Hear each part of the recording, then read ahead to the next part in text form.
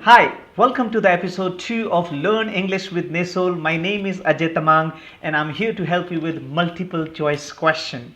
This video is going to be super helpful for you if you are someone who has always struggled with multiple choice question. So I want you to stay till the end so that you learn these strategies. Just to make sure, if you have not subscribed to the channel yet, please subscribe and hit the bell icon so that you do not miss any of the videos. Okay, now let's get started. Ladies and gentlemen, let's dive deep into multiple choice question. So I've divided it into two parts. First one is know your material and second one is strategies. So number one, ladies and gentlemen, is know your material. So when I say know your material, it means you have to study hard. Okay, you have to study hard. आपको study hard करना पड़ेगा. अगर बिना पढ़े हुए आप सोच रहे हैं कि आप MCQs को क्लियर कर देगा, एग्जाम में पास हो जाएगा, that's not going to happen. Okay, so you have to study hard.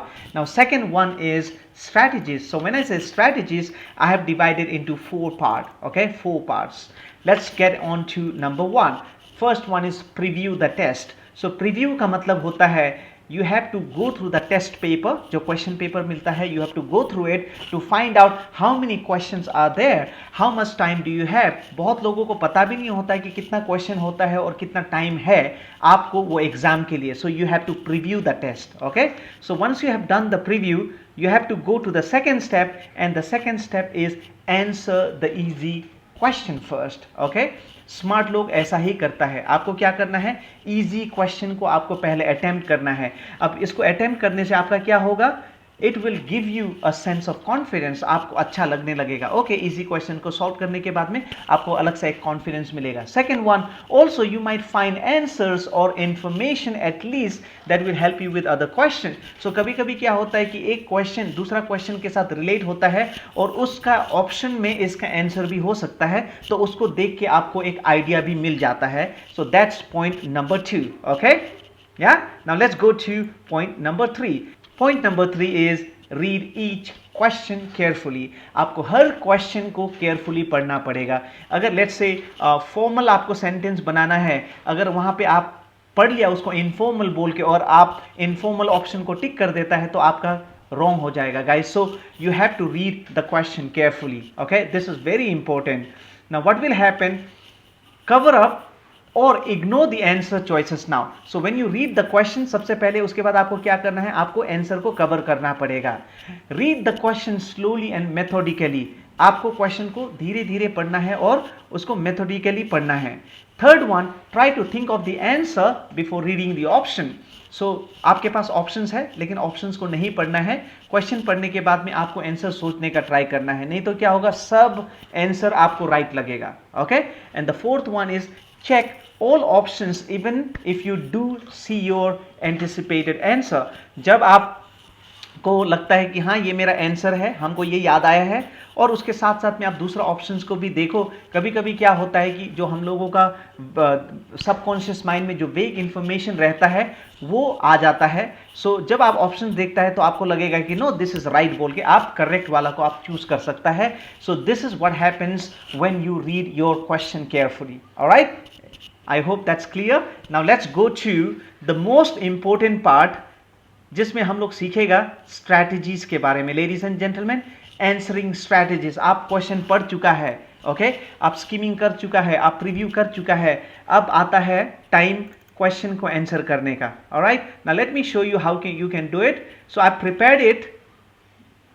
हम इसको डिटेल में प्रिपेयर करके रखा है आप लोगों के लिए, so that you can be different in the examination, so that you can stand out. Number one, ladies and gentleman, is you have to eliminate the answers that are obviously incorrect. सबसे पहले जो wrong लगता है उसको पहले ही आप eliminate कर दो, उसको आप सोचो कि ये होगा नहीं बोल के. okay, then you go to number 2, focus on answer that you believe are possible. जब आपको लगता है कि incorrect वाला को आप हटा दिया, उसके बाद आप focus उसमें करेगा जिसको लगता है कि हाँ ये possibly right है बोल के. okay, then you go to the third one, choose the one that is the best answer. उसमें से जो बेस्ट लगेगा आप उसको आप चूज कर लेना. Okay, now you got to be very careful, क्योंकि जब हम लोग कॉम्पिटिटिव एग्जाम्स के बारे में बात करता है तो अलग अलग एग्जाम्स का अपना अपना रूल होता है। कहीं पे नेगेटिव मार्किंग होता है, कहीं पे नेगेटिव मार्किंग नहीं होता है। जहाँ पे नेगेटिव मार्किंग होता है उसमें आपको बहुत केयरफुल होना पड़ेगा। जहाँ पे आपका नेगेटिव मार्किंग नहीं है, you can try your best, okay, so you can follow this. Number 4 is you have to watch for absolute words such as never, always, no, person, etc। मतलब no person या तो never, always, ये words आपको जब दिखाई देगा इसका मतलब ये है कि responses that contain these words are less likely to be correct। मतलब never, always, no, person होने वाला जो options होता है वो ज़्यादातर वो कम राइट होने का चांस होता है, तो आप उसको भी एलिमिनेट कर सकता है। Alright, is it cool? Now let's go to fifth one. If the response says all of the above, I know is very confusing right, जब ऑल ऑफ द अबव का ऑप्शन होता है, check to see if more than one of the choice is correct. If there are two correct options, then it is probably your best options. So क्या होगा बोलने से, जब कोई response होता है ऑल ऑफ द अबव, तो उसमें आपको क्या देखना है, यू हैव टू सी कि उसमें क्या एक से ज़्यादा चॉइस है क्या। अगर एक से ज़्यादा चॉइस है तो आपका आंसर होगा all of the above, okay, all of the above होगा। या इज इट कूल? अगर आप लोगों को कुछ डाउट होता है तो यहाँ पे मेरा व्हाट्सएप नंबर दिया है, feel free to chat with me, you know, you can message me any time, okay, आप हमको कभी भी व्हाट्सएप कर सकता है। या now let's go to number 6। If the response says none of the above, ये भी आपको मिलता है नन ऑफ द अबव वाला option, it is usually not the correct choice. Still look carefully to make sure, okay? So normally none of the above जो है वो ज़्यादातर राइट नहीं होता है, लेकिन फिर भी आप उसको एक बार केयरफुली पढ़ लेना। Alright, now let's go to number 7। Look for grammatical clues. Usually the answer should fit grammatically with the question. So कभी कभी क्या होता है कि जब आप ग्रामेटिकल, आपका अगर ग्रामर का नॉलेज अच्छा है तो आपको थोड़ा बहुत पता चल जाता है, क्योंकि जो क्वेश्चन है या तो आंसर है वो हाईली क्वालिफाइड आदमी लोग करता है, तो वो लोग ग्रामेटिकल मिस्टेक नहीं करता है। सो ग्रामर से भी आपको हिंट तो मिलता है। For example, look at this example, the best choice is an, क्या है इसमें से, एप्पल, पाइनएप्पल, बनाना, प्लम। आप जानता है एप्पल के आगे में एन लगता है, क्वेश्चन में एन है, so the correct choice is Apple, ladies and gentleman. So this is also how you can guess for the correct answer when you have knowledge, when you have good knowledge of grammar. Okay, so we have come to the final strategy, and the strategy is if you're unsure, हम आपको अभी warn कर देगा, ये technique आप उसके लिए use मत करना अगर नेगेटिव मार्किंग है तो। अगर आप ये हम लोग उसके लिए ट्राई कर सकता है जब आपका वहाँ पे उस एग्ज़ाम में जिसको आप दे रहे हैं वहाँ पे नेगेटिव मार्किंग नहीं है, तो आप ये ट्राई कर सकता है बिकॉज यू आर अनश्योर, आप श्योर नहीं हैं। तो उस केस में आप क्या करेगा बोलने से, नंबर 1 इज़ जो आंसर होता है उसमें पॉजिटिव और नेगेटिव होता है उसका मीनिंग, ओके, जो सेंटेंस ऑप्शंस होता है, तो आपको क्या करना है, आप हमेशा पॉजिटिव को ही चूज करो, नेगेटिव को चूज मत करना, okay. Second is usually more information answer, longer answer with explanation is better. So normally क्या होता है कि आपका ऑप्शन में कोई एक वन वर्ड है या तो थोड़ा एक्सप्लेन है या तो ज़्यादा लंबा अच्छा से एक्सप्लेनेशन किया वाला ऑप्शन भी है बोलने से आप उसमें जा सकता है, वो थोड़ा सा बेटर होता है, इसका कहने का मतलब, okay. And the third one is comical responses are usually wrong. So when I say comical मतलब ह्यूमरस वाला, फनी वाला आंसर, वो हमेशा मतलब वो ज़्यादातर रॉन्ग ही होता है, ओके।